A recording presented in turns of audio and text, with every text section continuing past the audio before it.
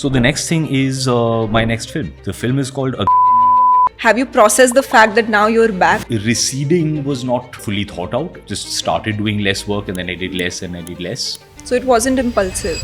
So we discussed earlier on that I'm 43 years old, right? I used to write letters. Nobody wants unsolicited pics anymore. Send letters. At least do a tracing, you know. I believe Delhi Belly might be the front runner on that. I'm the first in Hindi cinema to portray oral sex on a woman. That movie made me not drink orange juice for I don't know how many years. When are you making Delhi Belly 2? You can't make a film critic proof, box office guarantee. There's no formula. It's never in your hands. If you are in love with your work and you think all of your work is amazing, you might be a narcissist. First you had a Ferrari and then you sold it off. Then you got a Polo Volkswagen. Little boy that just never fully grows up, gets excited by the sound of it. So I love that car. That's what I drove here today. Have you ever been controlling or been controlled? I have had some complicated relationships. Aren't all? Some more than others.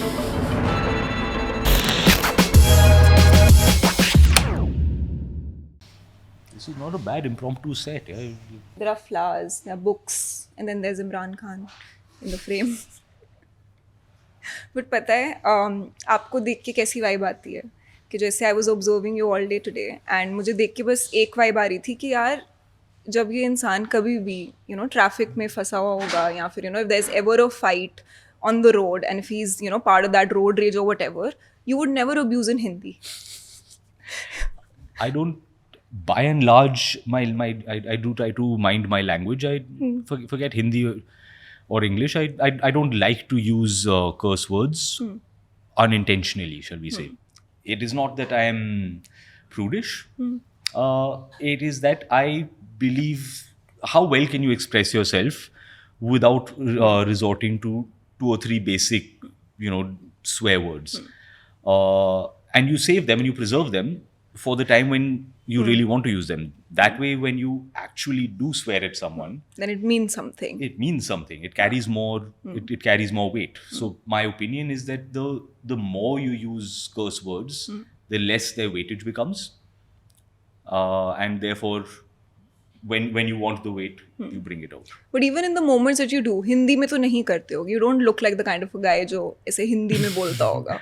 I code shift. जब मैं film set पर होता हूँ फिर मैं हिंदी में ही बात करता हूँ and then मस्ती में the way we do while we are working, then all of the Hindi galis drop quite freely because like can we get the tracks moved and ready? Are we going to get the lights set up and time DC? So fair enough. I code shift as the term goes. वैसे कोई favorite Hindi movie dialogue है आपका? Favorite Hindi movie dialogue?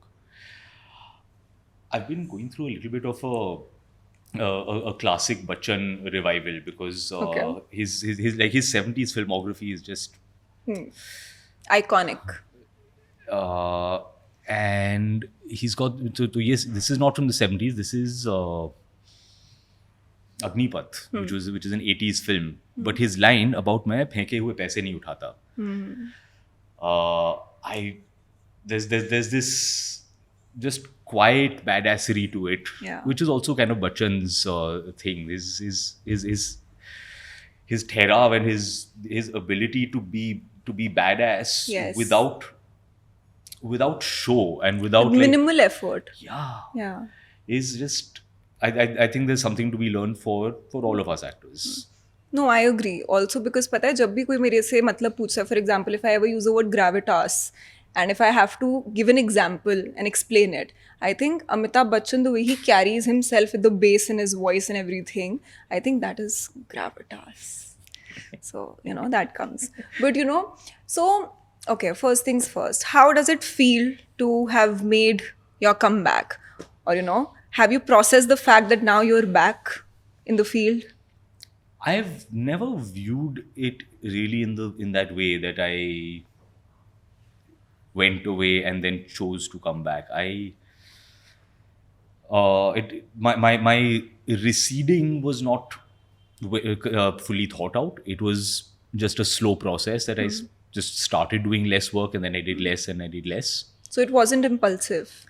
No, it was thought out. It was conscious that I started to say, okay, I don't want to do this. I don't want to do that. I don't want to do that. I don't want to do that. I don't want to do that or that or that. And just because I was saying no to more and more things, films obviously, but also appearances, endorsements, come to this place and cut a ribbon. Nahi, I don't want to. Will you do an interview? No, I don't want to. So it was that is how it happened. It was bit by bit me saying no, no, no, no, no, and then even reconnecting with films. It was really not a grand moment of saying I will plan a grand comeback. Uh, I literally just was feeling that I was missing the process of filmmaking because I love to be on set. And as Veer was developing Happy Patel, I was hearing buzz from a couple of my friends who were involved with the project. Mithila, who is my co-actor in Katti Batti, and we stayed friends. And she's in Happy Patel, so I was hanging out with her, and she started to tell me, "Okay, we're doing it like this, and this is how the scene will be, and we are rehearsing like that." And everything she described was so much fun that I literally just said, "Hey, can I also come? Can you find place for me?" Because I mean, I didn't view this is a comeback vehicle for me. I saw it as my friends are doing something fun on set. And I want to be a I part want to of be it. there. And I literally just went for that reason. And Veer and I thought we'd keep it a secret. So far from it being an intentional comeback, I thought it was the opposite. It was just like it was meant to be a little naughty wink. Surprise. Yeah. And I thought, and Veer thought, we would keep it a secret and never tell anyone until the film came out. Right. So far from being a reveal and look, here is Imran, it would be just while you're in the theater, I would pop up and you'd go, hey, wait, is that? Yeah. That's what I thought of it as. So, and people's response to it and the media attention around it turned it into another thing. I'm grateful and appreciative that people paid attention and responded. No, I think people were paying attention even before, like rumors of this started, because that entire trend of Lot Ao Imran, I think that was a rage in itself. And all the more when you replied to this, like one girl named Aditi, like quite a reference to Jane Tu ya Jane Na. And you said, okay, Aditi, theek hai, 1 million likes on this and I will plan my comeback. So उस time पे ये चीजें were in motion, you were already planning, या फिर Nothing instinctive? like that. It was literally just, again, it was supposed to be like a haha. Because I don't even really maintain a presence online. So every so often, just for personal entertainment, one feels like kind of poking your head out and going ha ha ha hi.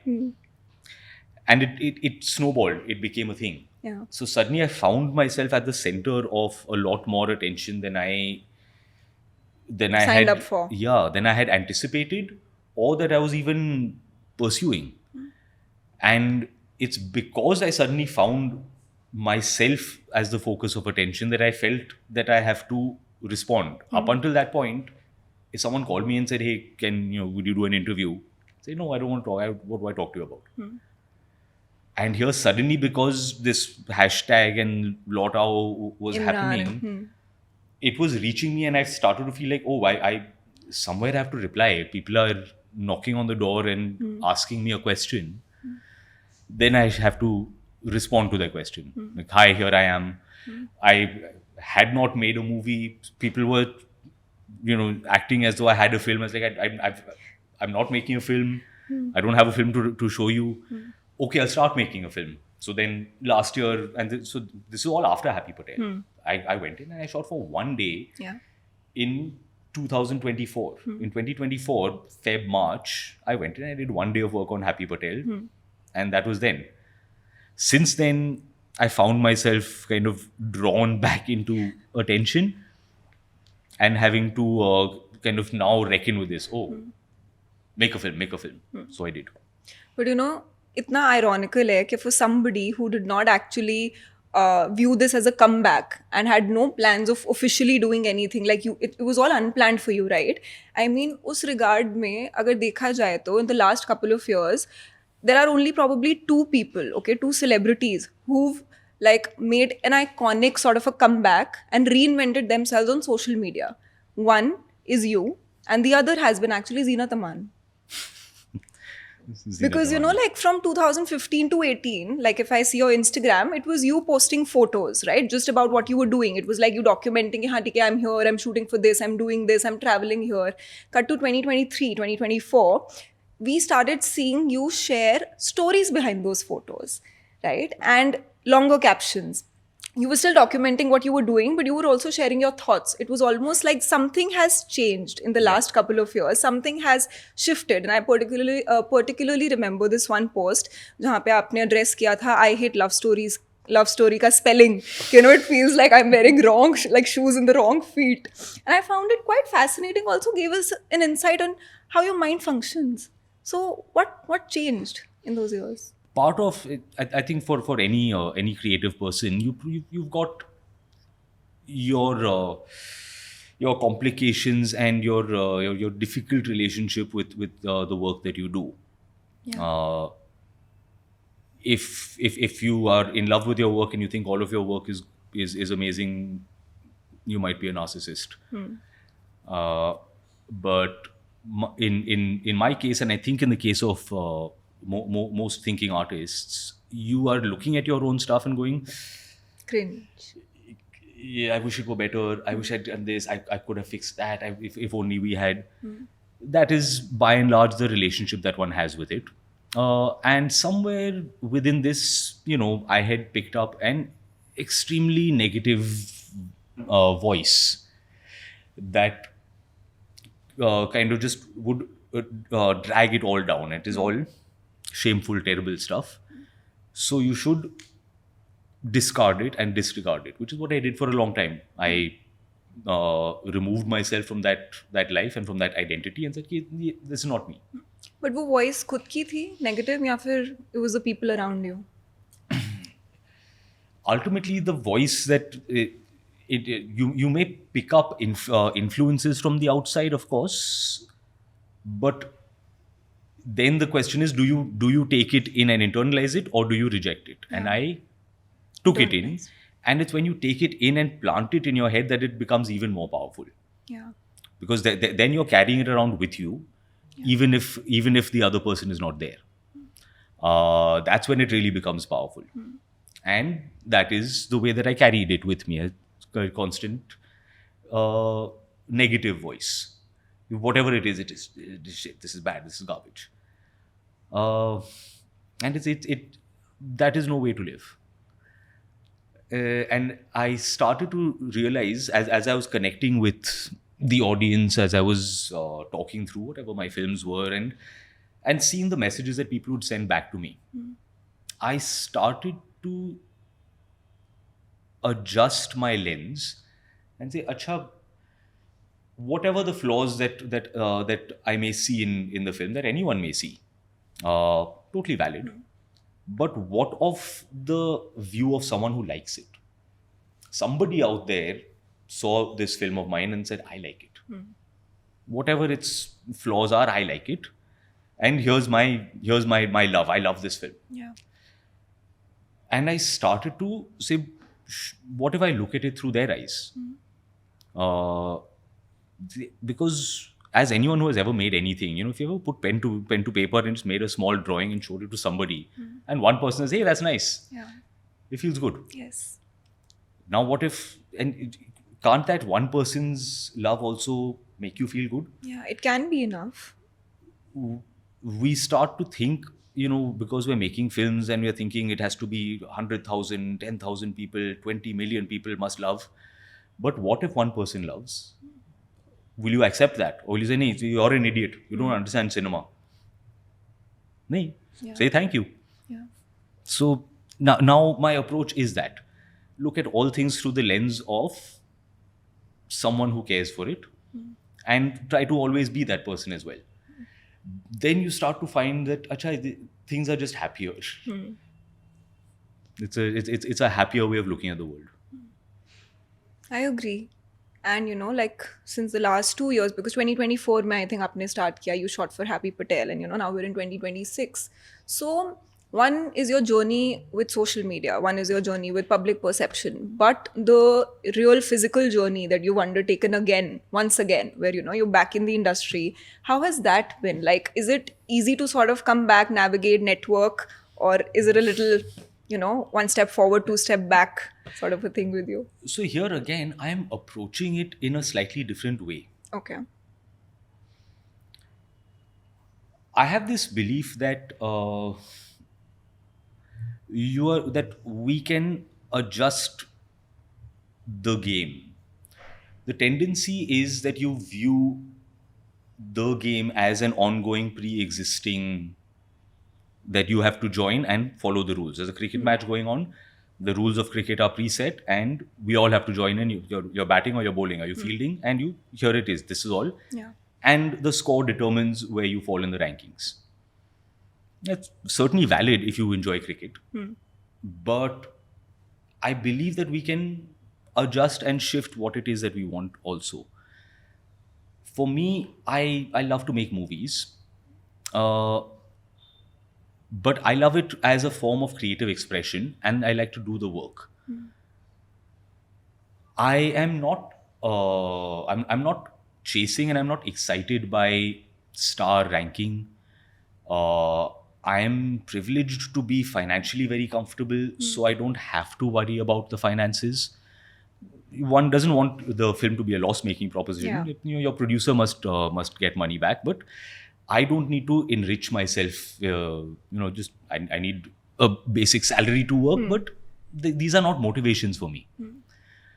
So for me, my view is that I want to make some number of films. I want them to feel authentic to my creative expression. I want to make it with people who are like-minded and with whom I enjoy working. And if I get to do those things, then I'm winning. Whatever the critical and commercial response to those may be, that is never in your hands to begin with, and you can't game for that. You can't make a film critic proof or box office guarantee. There's no formula. It's never in your hands. Yeah. So you don't make that part of the equation.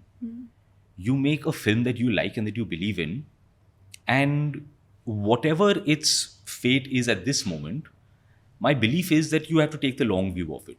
You have to make a film that you will feel happy about 10 years later, 20 years later, as I do about my films. So for me, I spent last year making a film, but I wasn't seeking to have a hero comeback star vehicle.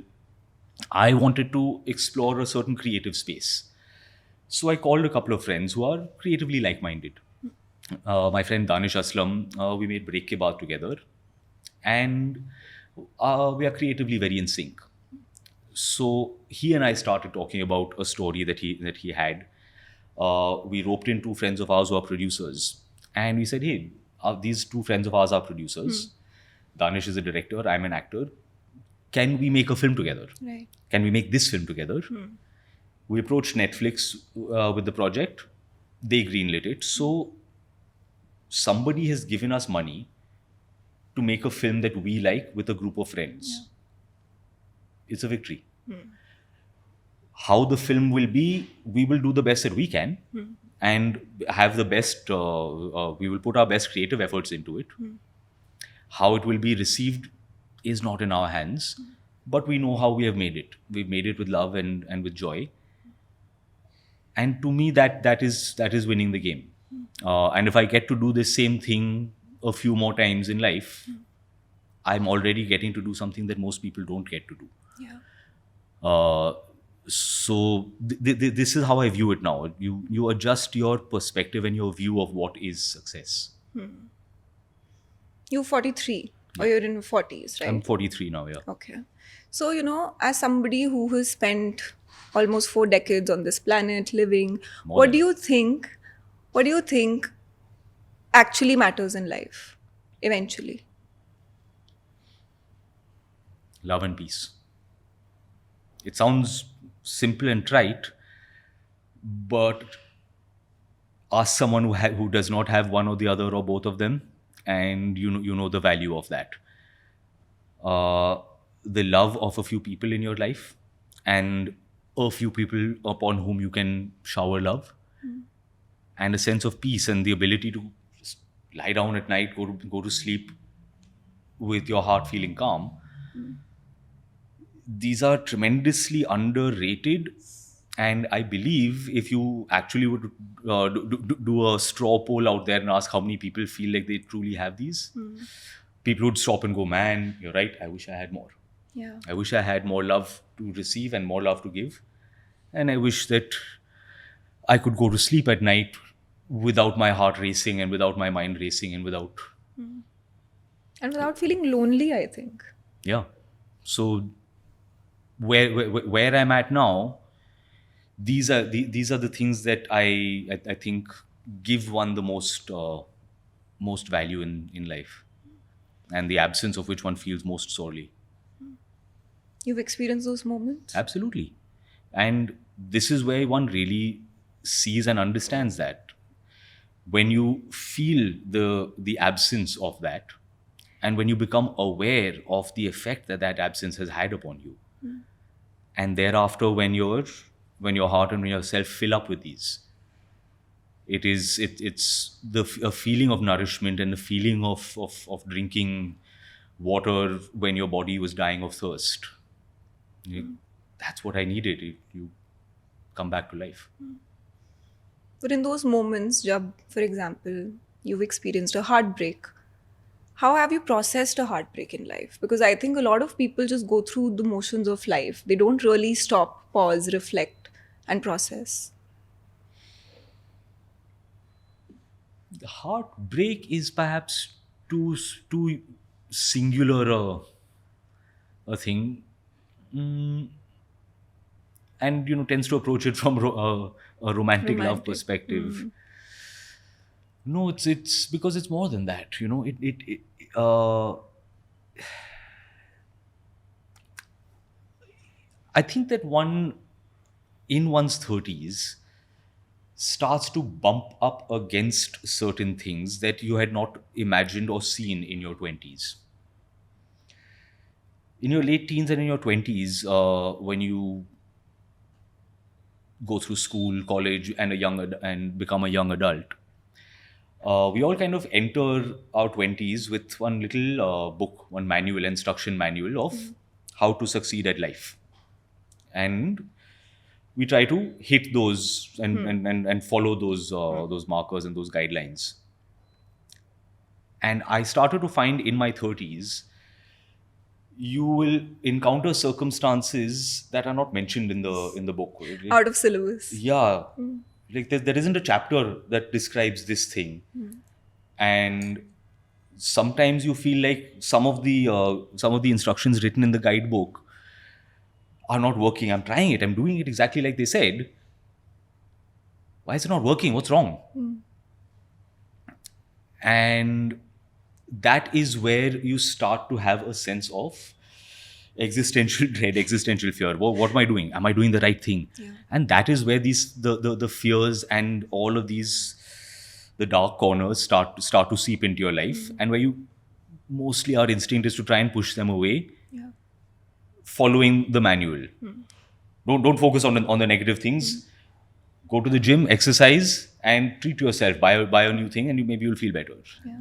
These things stop working. That is really where those dark nights of the soul occur, where you're really questioning the booklet. Like, Yeah. is the booklet wrong? Was it written by someone who knew everything? It wasn't. And if you are a little bit lucky and a little bit brave, that is around the time that you decide to throw the booklet away and say, you know what? Forget the rule book. I'm going to make my own rules. I'll follow the basic ones, so that the cops don't arrest me. But leaving those aside for the rest of it, I'm not going to follow your rule, your expectation, your paradigm. I'm not going to play the game that you want. I'll change that stuff for myself as I want and as I see fit. Again, staying on the right side of the law, but the rest of it, and you'd be surprised how permeable that is, and how much that is open to renegotiation. We get locked in the idea of contracts and the idea that I've committed to this contract, this is the way it must be. I think it's always up for renegotiation. I think it's a lot less scary to just follow something because Yeah. you just feel like कि at the end of the day कुछ है मेरे पास blame करने के लिए. If this doesn't work out, I can always blame it on XYZ. But it's a lot more difficult to sort of throw yourself out in the unknown and rewrite your own rules and figure it all out on your own. Yeah. Also, because it's not just about the blame, it is the comfort of following something that someone has told you. Yeah. If you do these 3 things, you'll be fine. Okay. Yeah. I'm following as long as I know that I'm following a road. And what if the road is wrong? What if it's not your road? True. जैसे आपको पता है ना कि बहुत सारे young लोगों के लिए the definition of love sort of came into existence when they started watching your movies. ये Hindi films were making romance before that. I mean, the number of people जिनसे जैसे होता है ना कि अच्छा प्यार तुम्हारे लिए क्या मायने रखता है? What do you mean by love? How do you define love? A lot of people will end up referencing some of your movies. Somebody will reference a break के बाद. Somebody will reference a जाने तू या जाने ना. I mean, your pairing also has been iconic like that. कि okay, this is what it means. Is love friendship and everything? So, like in all of this, how would Imran Khan define love? I've had some time to think about this very specific thing as it happens. Because as I navigated the complicated part between my 30s and my 40s, I found myself in a scenario where I had to I asked myself, I said, can we define this? What is love? And here's what I came to. I believe that love is inherently empowering. It is cyclical, it works both ways. To give love, to love another, gives you strength and gives you power. And to receive love from another gives you strength, gives you power, and it uplifts you. It's nourishing at its very core. Both ways. Yeah. To be loved and to give love. That is the actual definition of love. We can misrepresent it from time to time, and it can take on a shade of ownership and possession. I love you, so I want for you to do this. Don't do that because I love you. Yeah. That is not love. That is control. I may have a feeling about you, about that is strong and that drives me in this way. It's not love. Is close to, it is want, need, desire, is not. Love must uplift and must empower, is the way that I see it. Have you ever been controlling or been controlled? I have had some complicated relationships in my life, yeah. Aren't all? All of them are. Some more than others. Fair. Some more than others. And so I do have, I think, a good understanding of what an unhealthy dynamic, what emotional manipulation and coercion look like. And I think that I have a good ability to recognize it, define it, and to very quickly separate it from truth. And say, no, this is invalid. I believe that my radar is strong for that. Is there a moment जब लड़कों को ये चीज़ feel होती है कि okay, they've fallen in love? Like how do men tell that they have fallen in love? How Because do men tell? like from a woman's perspective, we're utterly confused by man's actions. मतलब समझ ही नहीं आता कि is this guy interested? Is he giving hints? Like what is this hot and cold behavior? Is it something his own internal debate or what? So help me understand. I'm hesitant to speak on behalf of men, but I do feel a significant part of this probably is due to either a lack of maturity or a lack of understanding of just how to engage with another, particularly uh, with regards to something that feels as vulnerable as love. Uh, Men are societally discouraged from feeling or displaying vulnerability. Yeah. Uh, it is seen as a weakness, and because it does feel like that. You Uh, feel exposed. yeah, and because of the inherent fear that accompanies that, and the anxiety that comes with, this is a very tender, sensitive feeling that I have, and the fear that comes with that of rejection, of being hurt, and of having that vulnerability injured. I think that this is what leads to an incorrect engagement, where you might deny your feeling because of how vulnerable it feels. You cover it up and you hide it. Yeah, I mean, I don't mind going out with you if, but if you, I don't care also. Yeah. You don't want to open yourself up. So what is it? It's How do men know when they've fallen in love? the Beatles. Hey Jude. What is it? He's got this line where he says, "Don't you know that he's a fool who plays it cool by making his world a little colder." Wow. So to protect yourself, you close off, and what that does is it effectively pushes the other further away. The reason for it is vulnerability and fear. You know, I was recently reading something and उसमें एक line लिखी हुई थी and it just stayed with me. And it said that in male culture, strength is taught through suppression. And you know, that was they sort of distilled down the entire problem in this one sentence. Yeah. And it almost, I felt bad. I felt sad reading that. Yeah. Because that is so true. Yeah. And it ignores the strength that is required for vulnerability. Yeah. In fact, to expose a vulnerable part and to bring that dark fear out into the light requires its own strength. But that is a kind of strength that is far more intimidating, far more scary, and it's intangible, so you cannot see a way to it. It's easy to see a way to have big muscle and I smash. Yes. I can see that, and it is gratifying.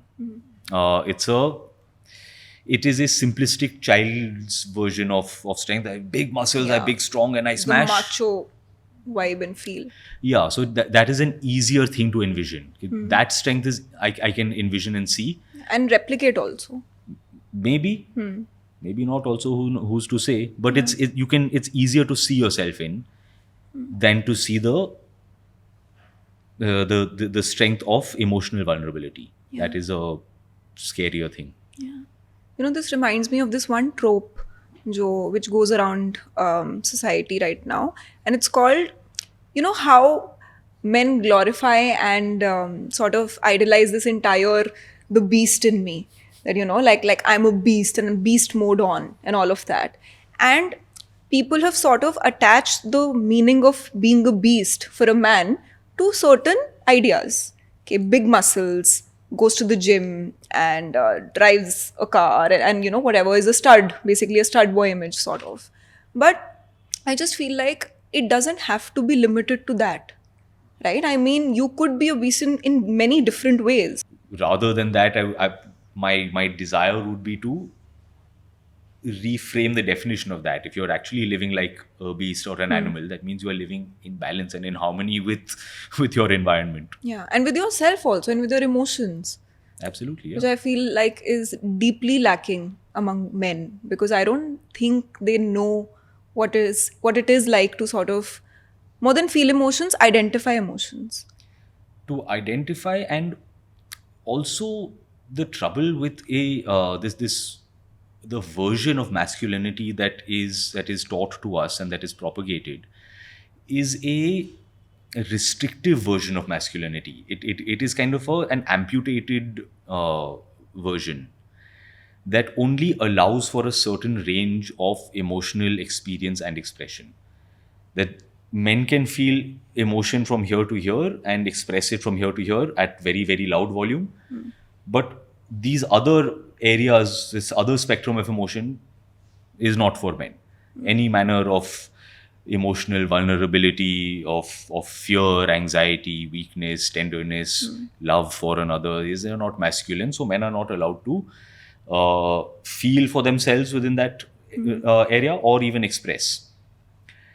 And th- this is terrible for men. It is terrible for women, uh, because you're intentionally emotionally stunting yourself. Yeah.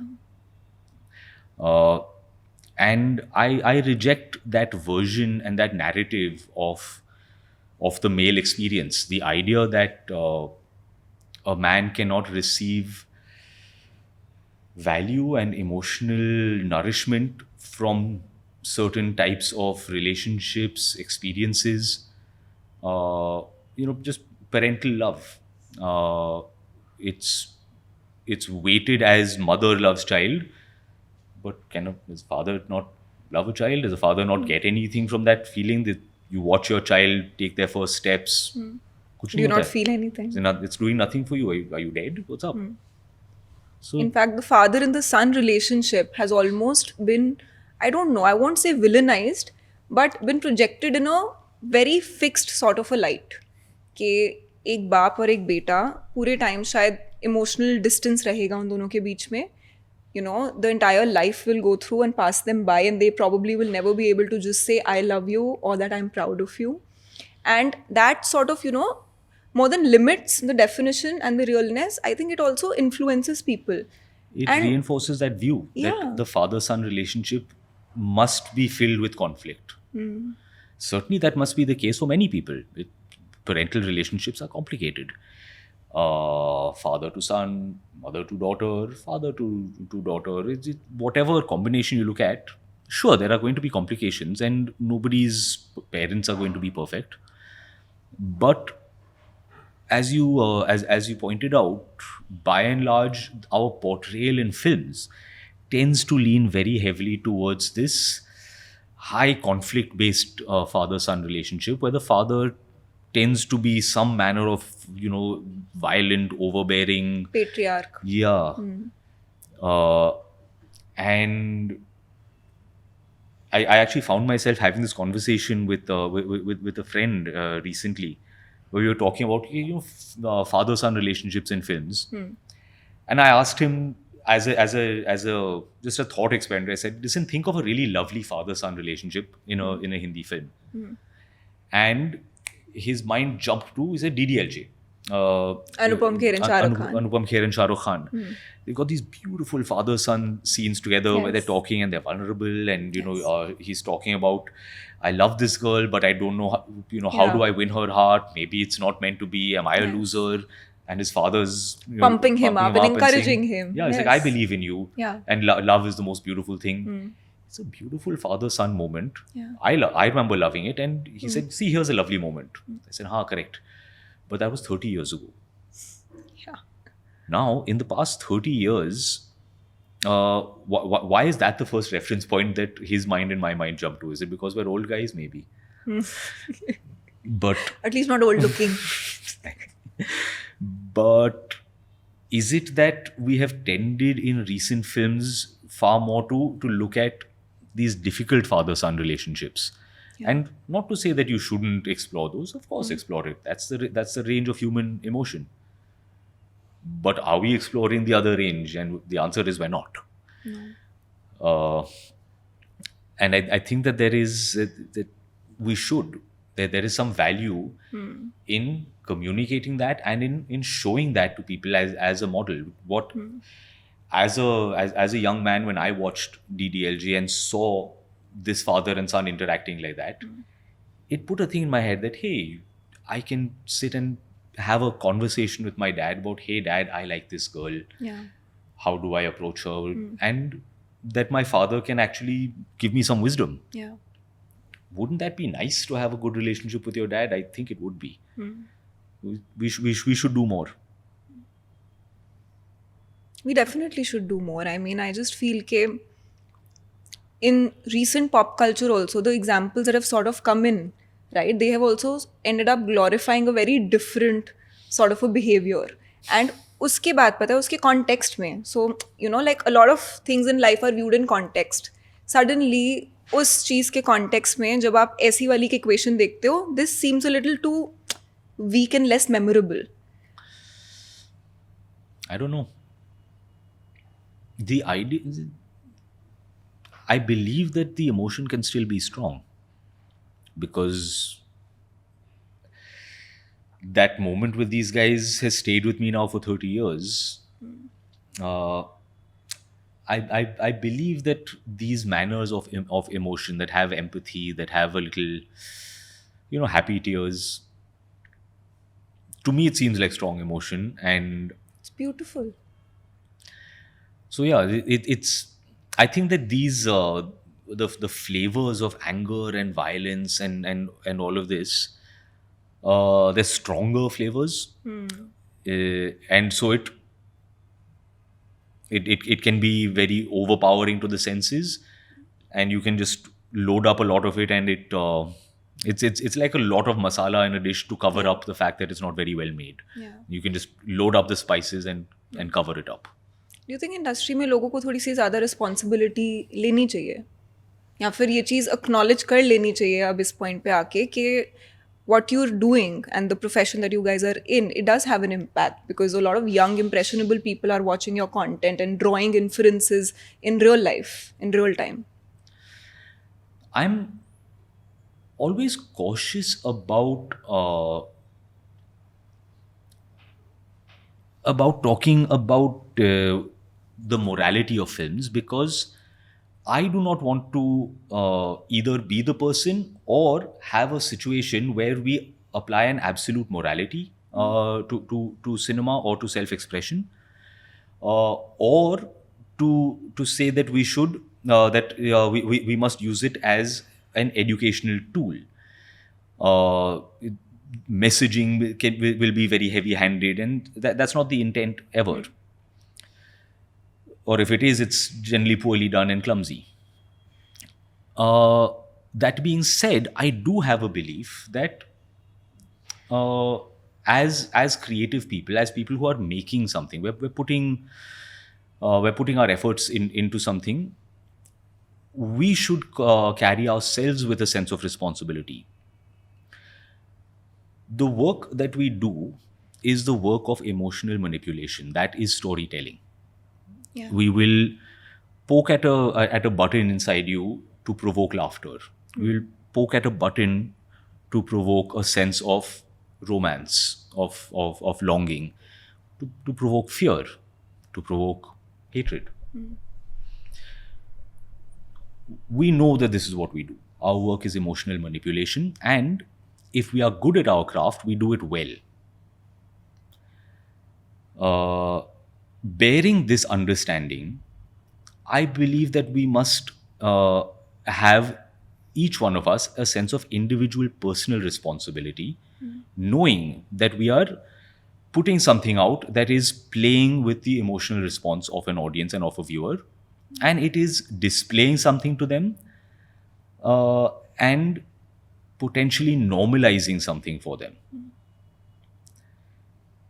I think that we must be responsible in not touching certain parts of the human psyche, even though we can. As a surgeon who is operating on a person, while they're inside, they can poke at some things and do some really messed up stuff. It's a morality that they follow, says you don't do that. Yeah. With us, I believe we must approach it in a similar way, that there are certain emotions and certain areas and certain thoughts which we should not stroke, we should not encourage, and we should not be playing on. Yeah. Not all emotions need to be tampered with. uh, bec- because you can play with it, you can make the unacceptable acceptable if you know what you're doing. uh, a key part of this is the way that we treat violence. uh, one might say that there is violence in the world, there is death and murder, and so how do you not show Portray that? How that. do you not portray Yeah. that? That's not the, that's not the case. That's not what I'm saying at all.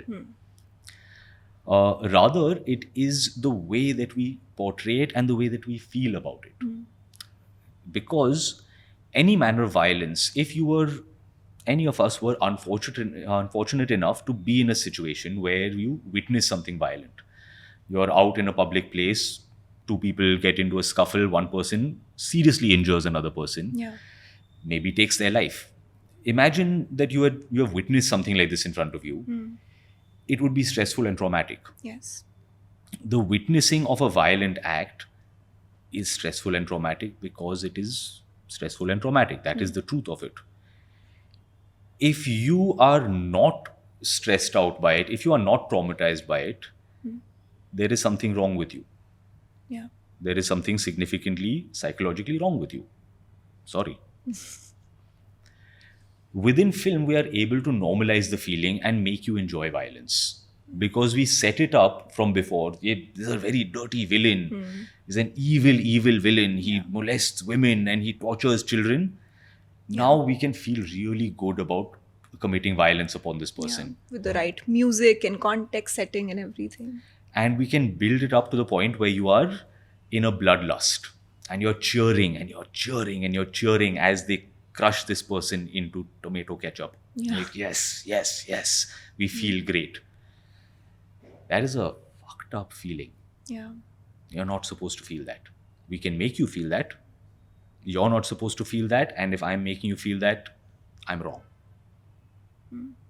I think it takes courage to even talk about this in such a fresh perspective because a lot of people don't, right? A lot of people, like so many actors out there, sometimes easily absolve themselves of the fact कि हाँ ठीक है वो जो बोल रहे हैं जो कर रहे हैं या फिर जिस चीज़ में पार्टी हैं उसका कहीं ना कोई इम्पैक्ट तो है and it's okay. I mean, we are not doctors, we're not saving lives, but we definitely are influencing them. Yes, we are not saving lives at all, but with far less skill, training, and responsibility than a surgeon, than a doctor, we are able to teach people emotions and feelings and thoughts, and we are able to normalize worldviews. Uh, it is not self-aggrandizing. We are all contributors to popular culture, Yeah. to popular perception.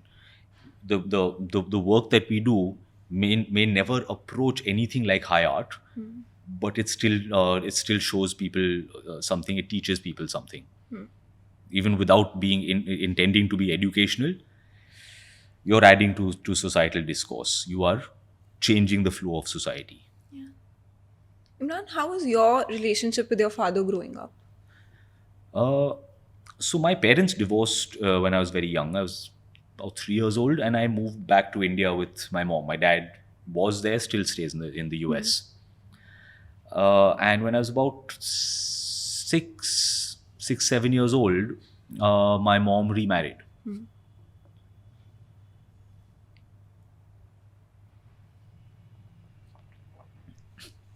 So I, for the majority of my life, had two dads. I had a dad and a stepdad. And, credit to my parents for this. They navigated their divorce very, very healthily, very well. Not to say it must have been very unpleasant and difficult for them, and much sorrow and tears. Yeah. But they never let any of that kind of spill onto me. They were always conscious of individually and together doing the best for me. So I would spend time with both of with my mom and my stepdad here, and with my dad in the States. When he would visit, which he still does, he will stay with us. And when we visit him over there, we stay with him. Right. Uh, so I grew up interestingly with the knowledge that I had two dads, and that both of them loved me and cared for me and wanted good for me. So it's interesting. I grew up with multiple father figures, multiple positive men from whom to learn, and I learned lessons from all of them, from my two dads and from my uncles Mansoor and Aamir, who were also very very key figures in my childhood. So I believe I had a lot of good men around me. That's important. And now you're a father yourself. So, okay, what do you say makes a good dad? The desire to be a good dad. It really is that. If you really want to, you will. Because there's no one thing in particular. It's just the fact that you want to means that you will try. And by trying, it means that you are there trying to do something. And that's what lands with your child. Children are very perceptive to the sense and the feeling of, is this person here for me and are they interested in me?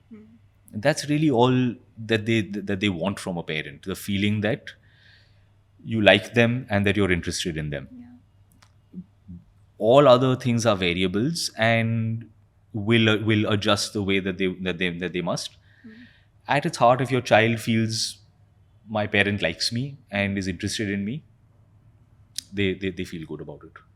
How do you like to spend time with your daughter? What's your most favorite way of spending time with your daughter? Skating. Skating? We both rollerblade. I used to Wow. rollerblade. So you taught her. Yeah. That's nice. So that's kind of our thing that we like to do. Is she better than you yet? Much better than you. I I used to rollerblade when I was a teenager, and I stopped for many years. And then I really only picked up because she was doing it, and she is 11 years old and zipping around and jumping up and down on ramps. And I'm trying not to sprain my back. She's a lot better than I am. Oh, so have you also engaged in those girl dad things? Just say, I see a lot of reels on Instagram where, like somebody has documented how a father spends time with the daughter. And, the daughter is doing different things with the father, sometimes painting the nails or, doing XYZ things. And then there are also moments where the father is witnessing the girl make friends with the boy and, like clenching his jaw and just smiling through all of that. So have you had those moments? Girl dad moments? I guess, yeah, because I have tried to, from the time she was born, tried to make it a priority that I'm there with her doing the stuff. So I like, and I'm not saying this to self-aggrandize or whatever. I don't have a nanny, not because just because I want to be the one doing the stuff. I like to. So the from very early on, the first few times that her nails were painted, I would paint nails or braid hair. She would braid yours? I don't have enough. Paint nails then. Yeah, the nails. She would paint mine. I would paint hers, and I'm not good at it. It's like it's smudgy and messed up, and even the hair braiding. I'm like I cringe and oh God, it's sitting on this side and one is fatter and one is narrower. But it's time that we spend together, and she will still in the evening after a bath come up and say, Papa, do my hair. So it's just us spending time together and doing the thing. It's messy and imperfect, but nice. So okay, you around the time that you sort of took a sabbatical from your acting career, let's call it that, you also went through a phase where first you had a Ferrari and then you sold it off, and then you bought a Polo Volkswagen, and then you remodeled it itself, Yeah. like yourself. Yeah. So, what was that journey like? First, the feeling or the intention of buying a Ferrari, and then going here, and like, was it all ever connected, or are these isolated incidents that have happened in your life, and now people are putting meaning into it? It's where you are at various points in your life. I had a few years while I was working, 25 to 30, that time frame where one is, you suddenly find yourself famous and you're getting money, and you start to indulge and to dabble in the things that you're a movie star, so you buy a Flashy sports car, car, yeah. you buy expensive shoes and watches and whatever those things are. Uh, and while one dabbled and indulged in that, increasingly I was finding myself disenchanted with a lot of just whatever your version of life and success and happiness is supposed to be. It's like, okay, it's not that. Why is it not that? What is it? Like, I've got a lot of money, and I've got this big house, and I've got this car, and Fame, attention, everything. all of those things in which you are supposed to chase. People tell you chase these things. These are things to aspire to have, and if you have these things, you'll be great. I found myself having a lot of those external markers, but still not feeling value for any of it. And so as I started to do less work, I also then started to re-examine my relationship with a lot of these things and say, okay, what do I actually want? What do I actually need, and what do I actually get value from? And as part of that, I started to simplify my life. And there comes a question of self, of identity. Who am I? And if you define that by external markers, whatever the external thing is that defines you, you are a star of this ranking. You fall on this, and here is how much money you have earned, and here is your. Those are all externalities, and it's something that is determined by an outside person. And you may never be satisfied with your ranking. Okay, but am I someone other than those things? Other than being an actor, other than being a guy whose last film earned this much money only and whose endorsement deal is only worth this much? Who else am I? If I meet a person, if I travel to a faraway foreign country where they've never seen any of my films, they don't watch Bollywood, and it's just you meet a guy. Who are you? Do I have worth? Are there other parts of me that have worth and value? Yeah. And to me, it seemed like a good time to start investing in those parts and to ensure that those parts do actually have value. That, okay, fine. What if you meet someone who's just not impressed by the fact that you're a Bollywood actor, has never seen your films, doesn't care? Yeah. Is there any other part of me that has relevance? Am I a person who has? Am I a father to someone? Does that mean anything? Am I a brother to someone? Does that have value? So I wanted to say, okay, what actually has value? What actually has value? And within that, I realized that a lot of the material toys didn't have that value. So I've always loved cars. I used to have a Ferrari. I used to have a Porsche and a Mercedes and a BMW and all of the things. And I dropped them. I sold them. I moved out of the family home. I used to live in the my granddad's home where the whole family lived, big bungalow. I moved out into an apartment so that I had my space. I love cars. So I bought the Volkswagen, the Polo GT, because it's a great platform car, which you can work on. So because I do like cars, I bought that car and then I started to work on it. I worked with a mechanic who knows his stuff and would kind of teach me things. And the process of developing that and working on it gave me a lot of value. So I love that car. That's what I drove here today. And I started to then be more conscious of value versus cost. Sometimes there is an overlap. Sometimes the two are mutually exclusive. So it is worth understanding for yourself the difference between them, and to be able to for yourself truthfully understand this is valuable, and it may not be a thing that has cost, but it has real value, and I should treat it as such. That thing costs a lot, doesn't give me value. Maybe just a dopamine rush at one point. So what is this love that men usually have with their cars? What is this love story there? You know, what is the relationship? What is the instinct? क्या feel होता है ऐसे जब एक लड़का ऐसे एक steering wheel के पीछे बैठता है, पकड़ता है?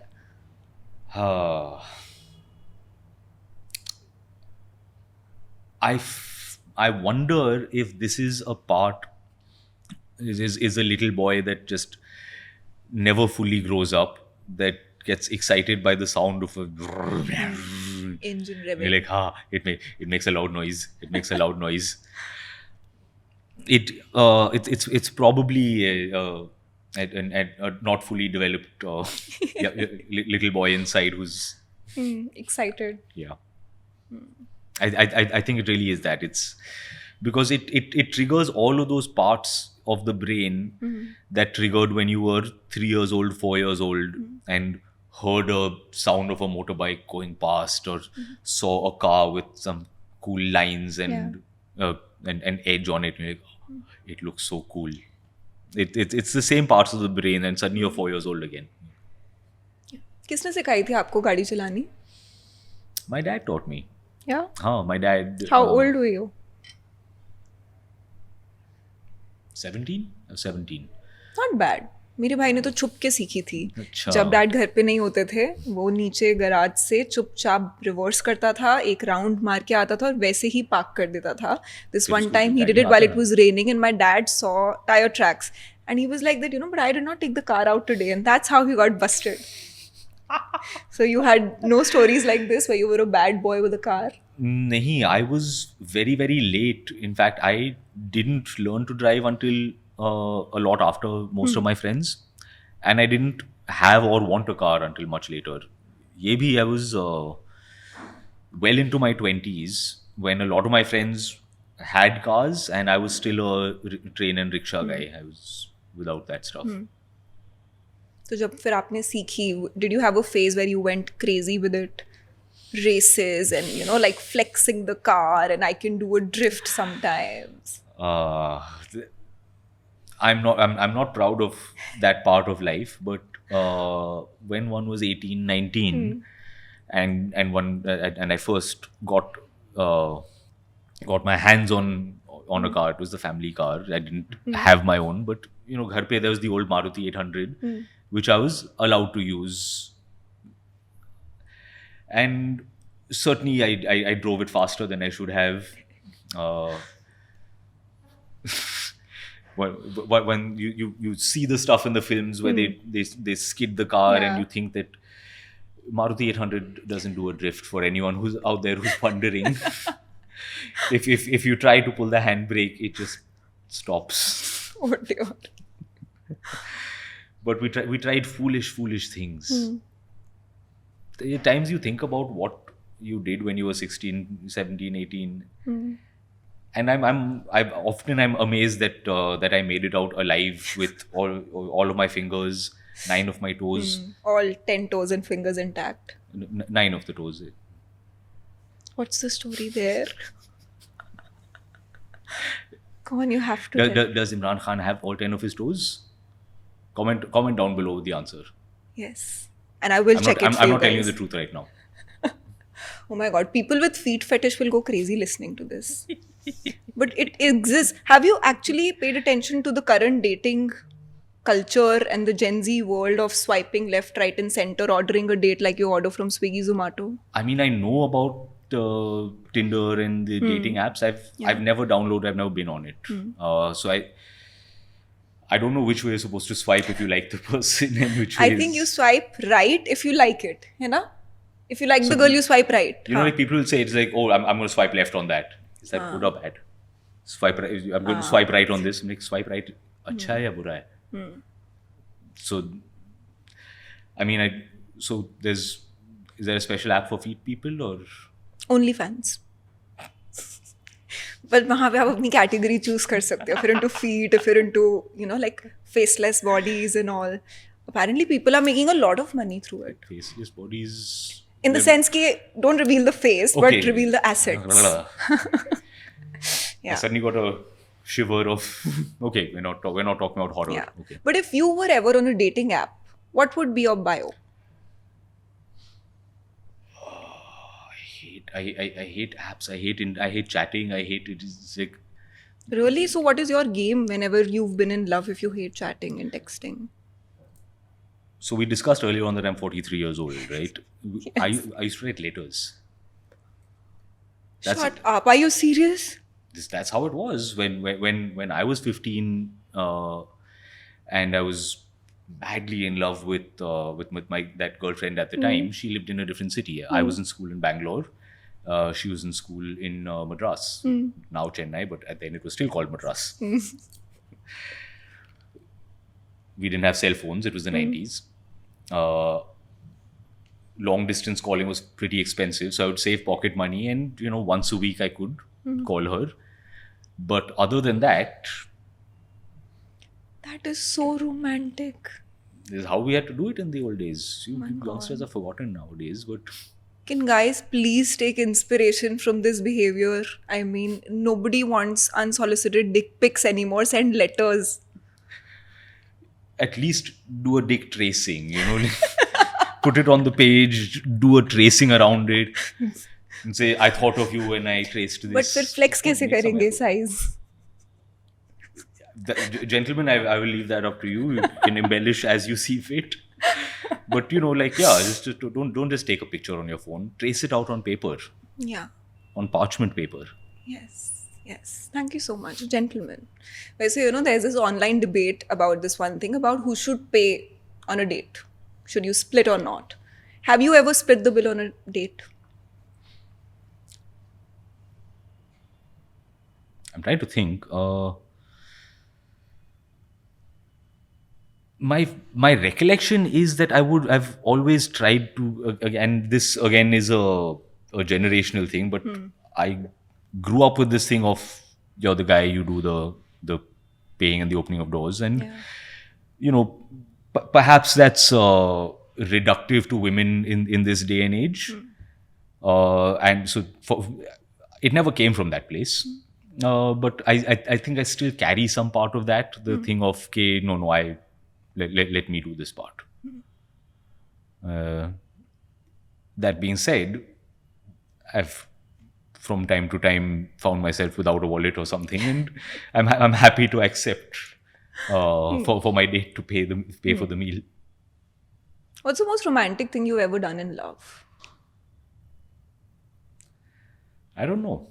I really don't know. You look romantic.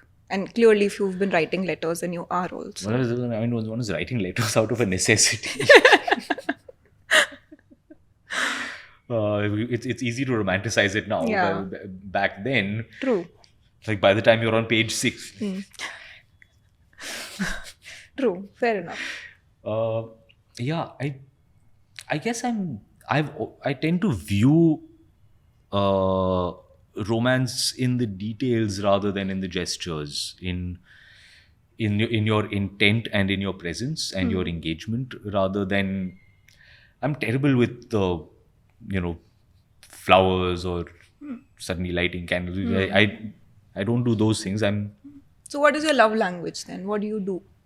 My love language is to kind of pre-anticipate what it is that my partner might want or need, and to arrange it before and around and just without having to ask.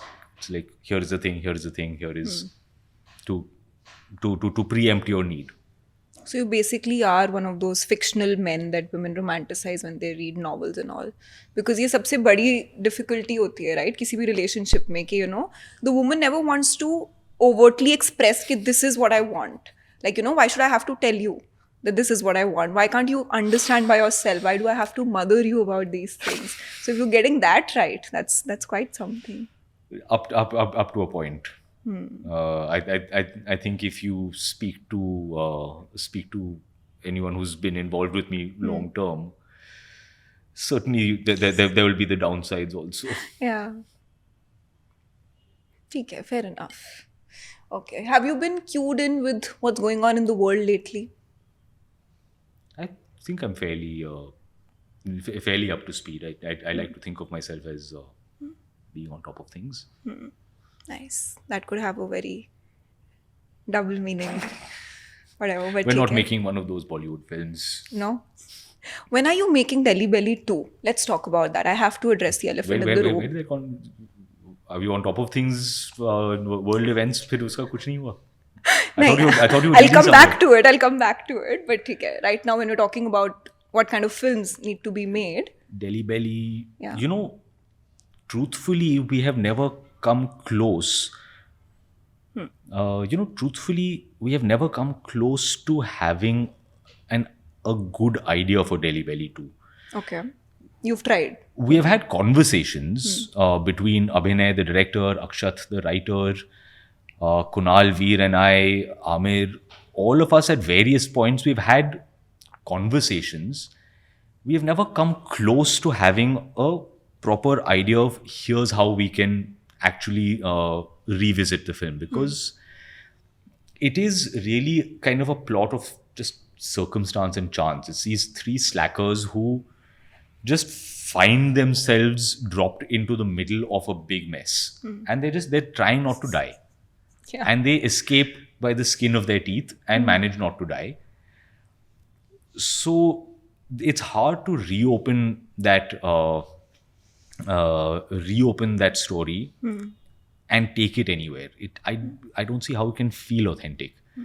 There's a fundamental problem with some sorts of films which just don't lend themselves to a sequel.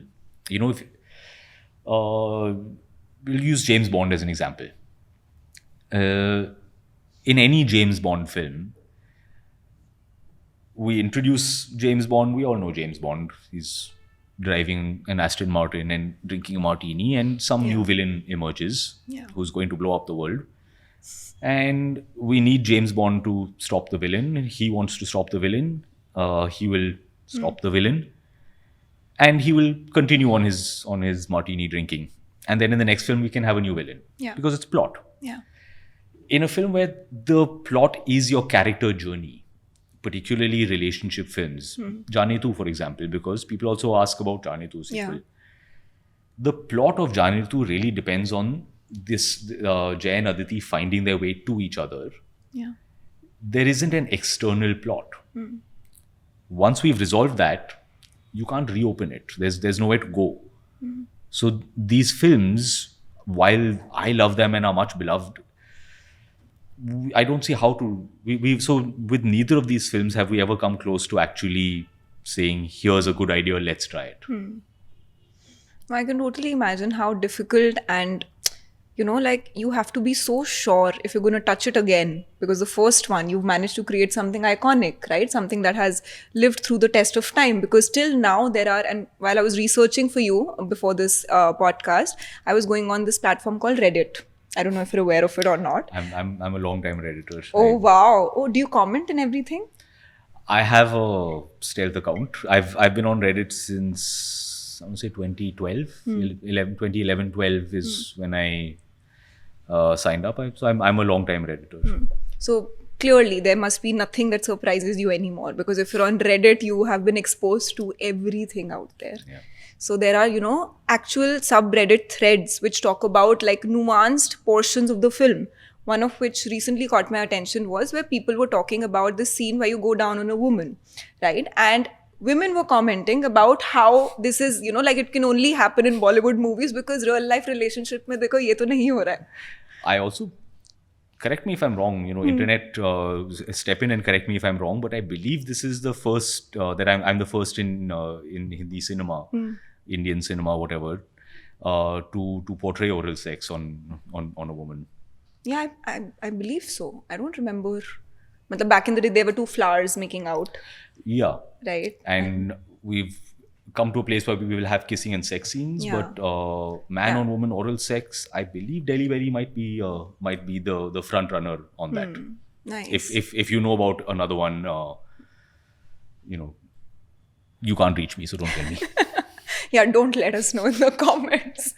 But that movie made me not drink orange juice for I don't know how many years. Oh my God. So now is the time to tell a behind the scenes story of that. Okay. In the original script, it was not supposed to be orange juice. Okay. In the original script, Arup is the one who's obsessed with the orange juice, and Nitin uses it to wash himself. In the original script, it was a soft drink. I don't want to get anyone into trouble. It was a black-colored cola soft drink. So in the script, that's what it was. But at the time that we started the film, there was an endorsement agreement problem. So it seemed that it would be a problem if we used that product in the film. So in pre-production, we changed it from that drink to orange juice. Orange juice. So the final product in the film was orange juice, and it became orange juice. But in the script, it was supposed to be the other Oh thing. my God. So I almost did not drink a certain fizzy drink for 2 years, but it turned out to be orange juice. Okay, nice. Who came up with this idea in the script? Whose idea was this? It's all Akshat. Akshat Verma, our writer, he wrote a flawless script. It's that simple. You can take the screenplay of Delhi Belly, and if you watch the film and read the screenplay along, word for word, comma for comma, you had to do it exactly the way he did it. If you didn't do it, it would be wrong.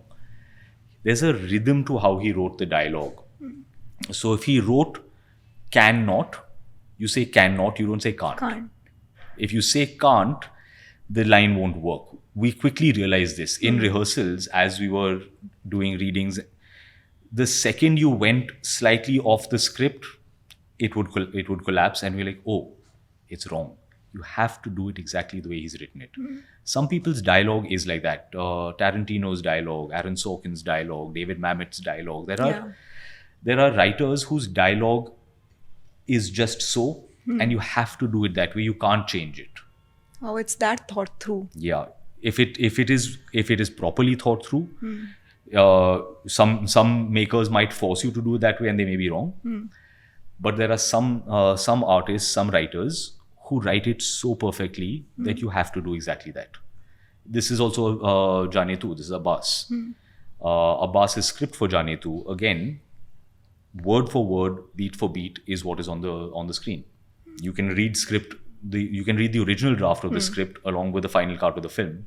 Exactly same. It is exactly the same. Wow, that's quite fascinating. That's how good these guys are. Yeah. In fact, आपने एक film करी थी, उसका नाम है Luck. So there is an entire debate going on right now. I don't know if you're aware of it or not, which is why I was asking, are you cued into what's happening around the world? So Netflix पे एक show आया था कुछ time पहले, उसका नाम है Squid Games. Yeah. Yes, and now there is like a tiff going on कि whatever matter has been stolen from here and put there. So you have any thoughts? I don't think that's true. I mean, it's also, if we're being really honest, it's not that unique of a concept. One has seen threads and shades of this in other media as well. So I really don't put any stock in that. I think it is certain parts of the narratives happen to overlap. Yeah. And I don't know the creator of Squid Game, but I'm sure that person It did not mean to. came up with their own thing. Yeah. What are top 3 Imran Khan films everyone must watch? When you say you're talking about films that I'm in, Yes, that you're in. Jaane Tu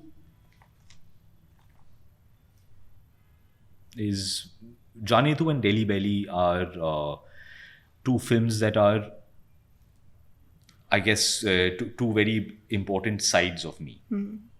Uh, Delhi Belly is the film for the film student and the film nerd in me, because it's the kind of film that the filmmaker in me loves.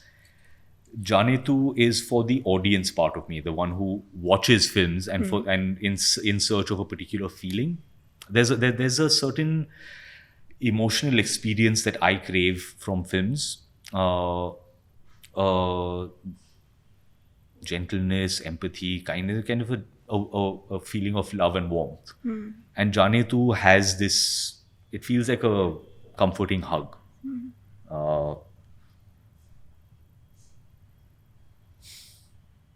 And Break Ke Baad.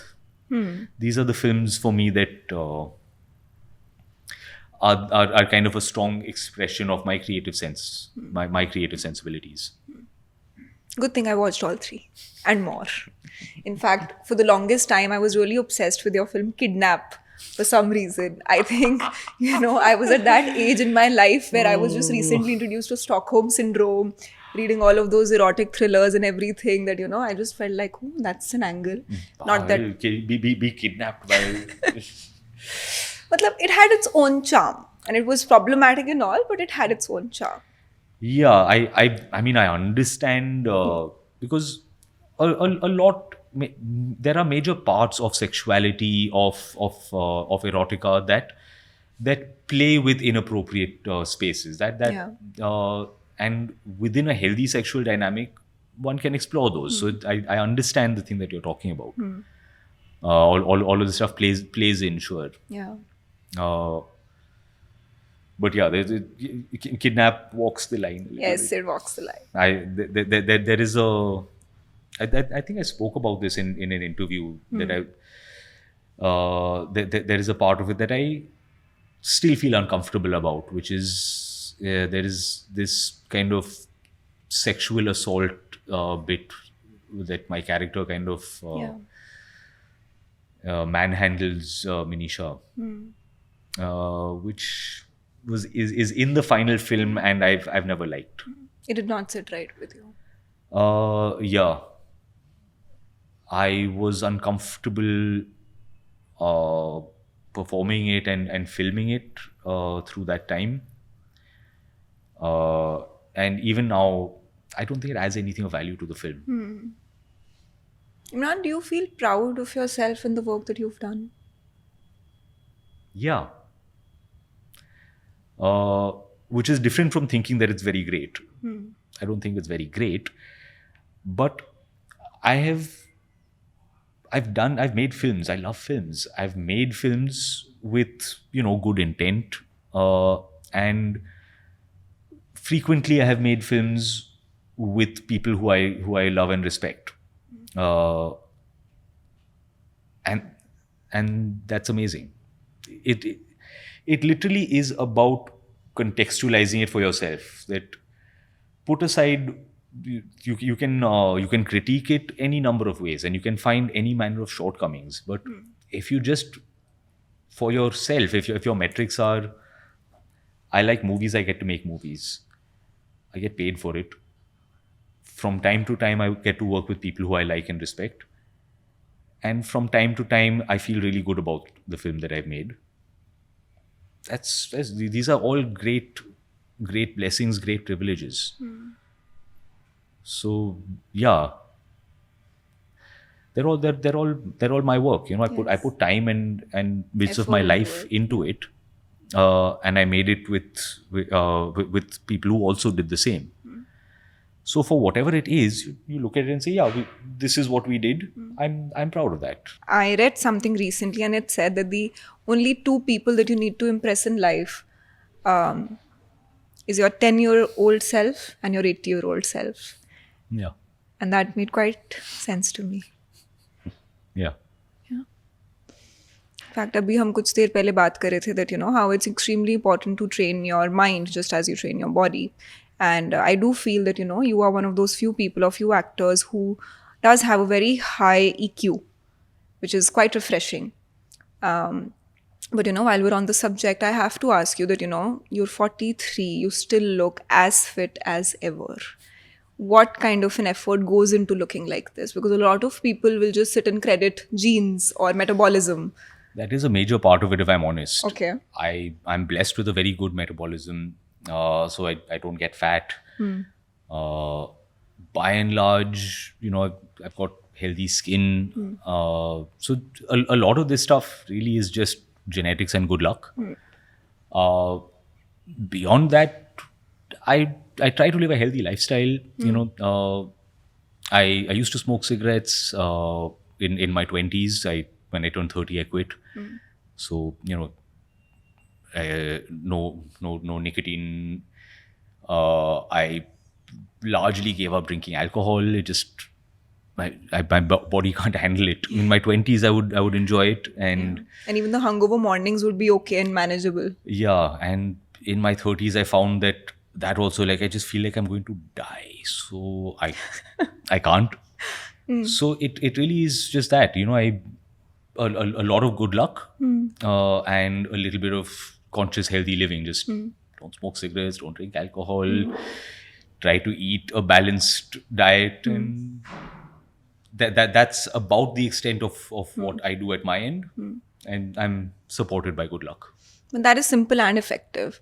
And have you started on that journey of making sure that you get enough protein and carbs and vitamins in your diet? Because protein is the new narrative in India.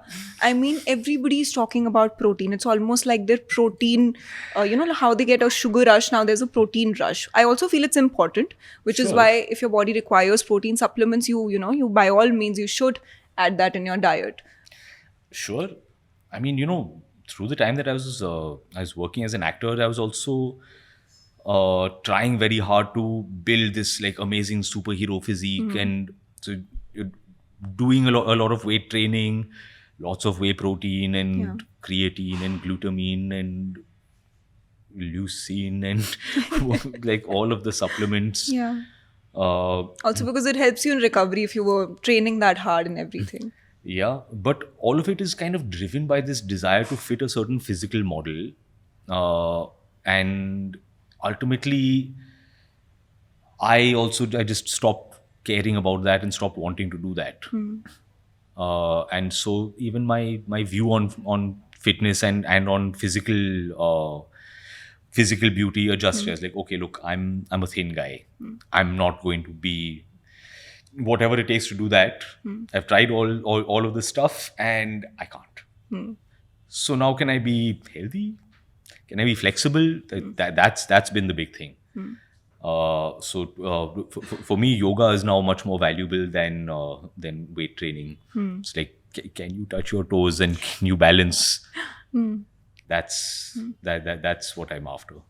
And I think it also matters with which intention are you doing all of these things. For example, I've recently had a chance to sit with a lot of doctors and dietitians and, like health experts. And they've all told me, if you want your parents to be healthy, which is sort of a parent's health anxiety phase that I am in, that my parents are growing old right now and I'm getting a little nervous about them. Yeah. And, one thing that they urged on was that, don't do weight training or strength training for the purpose of becoming Arnold.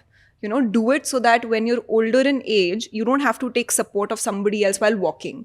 वो जो दिखता है ना कि ऐसे थोड़ा सा balance lose हो गया या फिर अड़ के चल रहे हैं, that happens because you've not trained your muscles enough at that time. Yeah. Which is why I just feel like do strength training, do all of this, take those supplements, but do it with the right intention.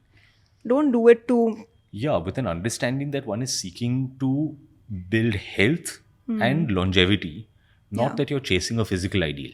Yeah. Because the pursuit of a physical ideal is going to give you a lot of stress and anxiety and can often lead you towards an unhealthy path. Yeah. Just because you want to look a certain way, you may now find yourself taking supplements that are not actually good for your body.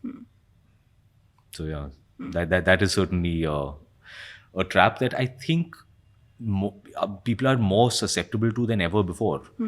With the rise of kind of fitness influencers and the version that is being shown to people, they're constantly bombarded with these images of these men and women with these Ripped amazing bodies. yeah. And you have this sense of how come my body doesn't look like that. Yeah.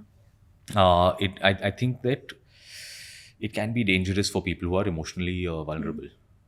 Fair enough. Which is why it's best to do it with the right information. And on social media, we have a lot of misinformation. Yeah, the information and at the core of it, the intent. Yeah. Are you seeking to be strong and healthy, or are you seeking to look beautiful? Right. Fair enough. Do you have a skincare routine? Yeah, I am kind of I do try to look after my skin. I not that it's a super intense routine. I use a mattifying face wash because my skin tends to be oily and shiny. Vitamin C serum. Once I hit 40, I started in with the retinol, which is great for skin. Is it working for you? Yeah. I noticed it was definitely helping. So I do the retinol, mattifying moisturizer for daytime, Right. deep intense hyaluronic nighttime moisturizer, sunblock. Very important. In fact, I think you were interviewing with Samdish. Yeah.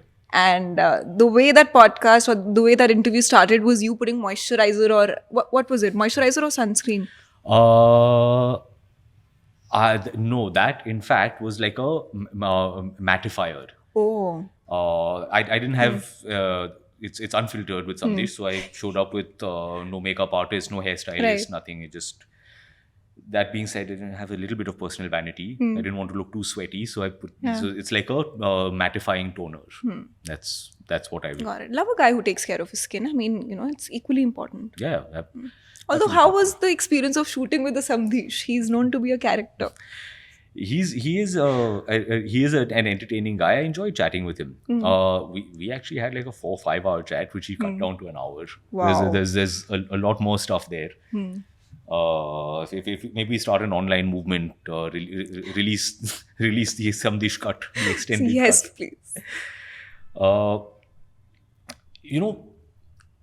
Because of the nature of his the people he tends to interview, I think he is often interviewing people who are trying to hold stuff back. So he has developed a style which is very light and easy, and he will kind of build comfort with some kind of light humor, Yeah. and will then suddenly take a jump to try and extract something. I was not trying to hide anything, and I'm very happy to be Answer. extracted from. Yeah, I saw that when you were playing the strip wala question, giving all answers away. Yeah, so I think he was a little surprised by being confronted by someone who's not trying to avoid him. Checkmate. Yeah, so he was trying to get a thing. I was like, sure, I'll tell you that. I'll answer that for you. And so his tone actually shifted from the beginning to the end. By the time we got to the end, he was much slower. And then he wasn't trying to get, he was like, okay, just here's the question. And I'll answer. So I think we hit it off well. It was fun. Nice. And if I were to ask you from behalf of all your fans out there, what is next for Imran Khan? Like, what should we brace ourselves for? So the next thing is my next film. The film is called Adhure Hum Adhure Tum. It's directed by Danish Aslam, who directed Break Ke Baad. And it's kind of like a grown-up dysfunctional rom-com is the best way that I could describe it. It's just, we see it as like a spiritual successor to Break Ke Baad. It's not a sequel, it's not related in that way. It's like a spiritual successor, which is also why we called it Adhure Hum Adhure Tum. It's the director of Break Ke Baad. It's one of the actors of Break Ke Baad. So we are exploring. So not Deepika and you. No, it is not. Would have been nice, but we couldn't afford her. I'm sure for you, she'll do it ऐसे भाईचारे में? Damn, did we missed opportunity by not asking? Ah, I've realized this in this profession that sometimes all you need to do is ask. Yeah, that's true. Yeah. Does it come easy for you asking? No, I'm not good at asking for anything, asking for help, accepting help. Uh, we talked earlier about the difficulty of vulnerability and all of this, and there's a part of me that I think is guilty of all of that. I have my own tendency to stand alone on top of the mountain and say I'll do all things myself. Like I said with my daughter, or I mean even today for the context of this thing, I drove my own car here. I don't have a driver. I don't have a spot boy. I do things all myself. I didn't do my own makeup or my hair. There's very, very talented people who do that.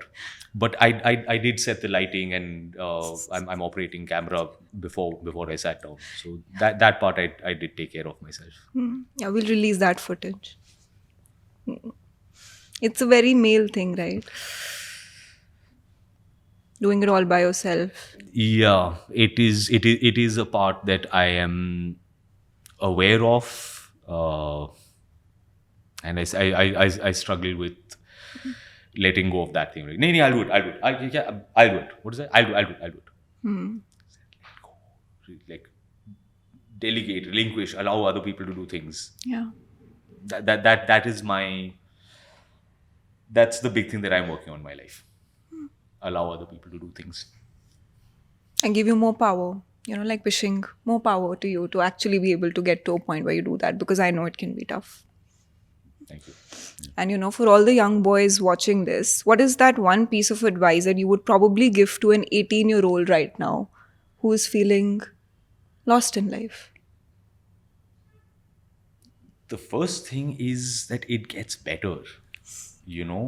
When I was 15, when I was 17, you're this kind of there's this volcano of hormones happening inside of you that you feel up and down, and you feel misunderstood. You feel like you don't belong, you don't fit in, nobody understands. I like a girl, she doesn't like me. Why are girls like that? There's this. Why is my dad like that? And why won't my mom?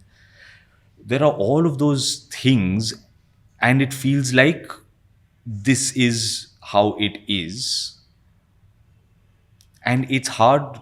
It's like, because you can't see over the wall. All you can see is till there,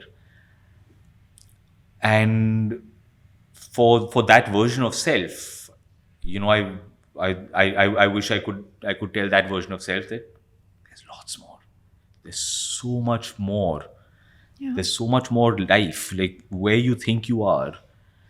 Even if I were to go, I'm 43 now. If I were to talk to my 33-year-old self, my 33-year-old self could never envision this version of who I am today. Who I am, how I am, where all of everything about me today. 10 years ago, I could not have imagined this. The idea that so much of the future just is open to you and is completely unwritten, and you are far more empowered than you realize to write that future. You can adjust it. It's so much of that power is and will be in your hands. That's what I wish I knew back then, and that's for anyone, not just 18 but 28, 38. You cannot imagine where you'll be 10 years from now. It will surprise you. Wow, that's wonderful. That's something that, leaves all of us to think over. So thank you so much, Imran. It was absolutely lovely talking to you. Thank you, likewise. And it was a very refreshing conversation. And is there a message that you would like to give all of your fans, men and women, mostly women? Thanks for the love. I'm overwhelmed and overcome by the continued love and attention and support, because one has an understanding, or one is told that if you're out of sight, you're out of mind. If you disappear, Yeah. And the idea that I could not work for 10 years, and that after 10 years someone would still value something that I had done, that someone holds that today and says, hey, this is still valuable for me. Yeah. That is remarkable. That's overwhelming. Thank you, guys. So to everyone who said "Laut aao Imran," ye lo, laut aaya Imran. On my way. Yeah.